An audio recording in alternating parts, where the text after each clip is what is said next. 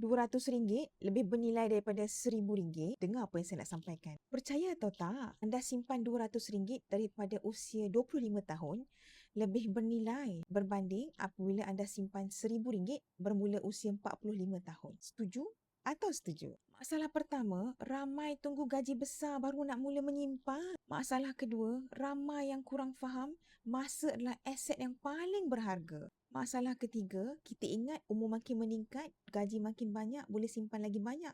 Tak, tuan-puan. Semakin umur meningkat, semakin banyak komitmen, semakin kecil ruang untuk menyimpan. Sebenarnya, bukan jumlah yang buat kita selamat, tapi berapa awal kita mula menyimpan. Jika anda menyimpan RM200 setiap bulan sejak berumur 25 tahun, anda ada lebih kurang 35 tahun untuk menabung dan tabungan anda boleh mengembang lebih kepada RM500,000 Malaysia selepas anda berusia 60 tahun. Dan jika anda menabung RM1,000 setiap bulan ketika berumur 45 tahun, anda ada 15 tahun saja untuk menabung dan anda menabung dalam keadaan penuh tekanan kerana banyak komitmen, maka tabungan anda akan lebih rendah. Simpanan emas sesuai untuk fasa awal sebab ia melindungi nilai masa. Tak perlu tunggu kaya, hanya cukup dengan konsisten dan simpan gram sedikit demi sedikit bulan demi bulan. Emas tak kejar pulangan cepat, tapi dia melindungi nilai usaha kita bertahun-tahun. Ramai orang silap bukan sebab tak mampu, tapi kerana lewat bermula. Dan masa yang hilang tak boleh dimilih semula dengan duit.